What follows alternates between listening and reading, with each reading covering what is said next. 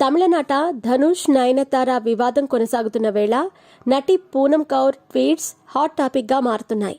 ఇటీవల ఈ వివాదంలో డైరెక్టర్ త్రివిక్రమ్ను లాగిన ఈమె తాజాగా మరో షాకింగ్ ట్వీట్ పెట్టింది.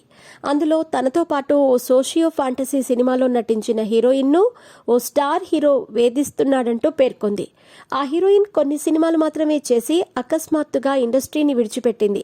ఆ హీరోయిన్ ఇటీవల ఓ డొమెస్టిక్ ఫ్లైట్లో కనిపించి నాకు షాకింగ్ విషయాలు చెప్పింది. తాను ఇండియాకు వచ్చినట్లు ఎవరికీ చెప్పొద్దని ఆ హీరోయిన్ నన్ను కోరింది. ఓ హీరో తనను వేధిస్తున్నాడని, ఎక్కడకు వెళితే అక్కడకు ఫాలో అవుతున్నాడని చెప్పింది. మీ పెట్స్ కి గ్రూమింగ్ నుంచి బర్త్డే సెలబ్రేషన్స్ వరకు అన్నింటిలో మంచి ఆఫర్స్ ని మాయా టైల్స్ అండ్ ట్రయల్స్ వారు మీ ముందుకి తీసుకుని వచ్చారు. ఎక్కడో కాదు, మన బాజ్పల్లిలో. Phone number 8985555318. ఓ సినిమాలో ఇంటిమేటెడ్ సీన్లో తనతో అసభ్యంగా ప్రవర్తించాడని, డైరెక్టర్ కూడా హీరోను వారించలేదని, ఇప్పటికీ ఆ హీరో వేధిస్తూనే ఉన్నాడని తెలిపింది. నేను తనను హక్ చేసుకొని ఓదార్చాను. ఇది కట్టుకథ కాదు అంటూ తన ట్వీట్లో తమిళనాడు అంటూ ప్రస్తావించింది.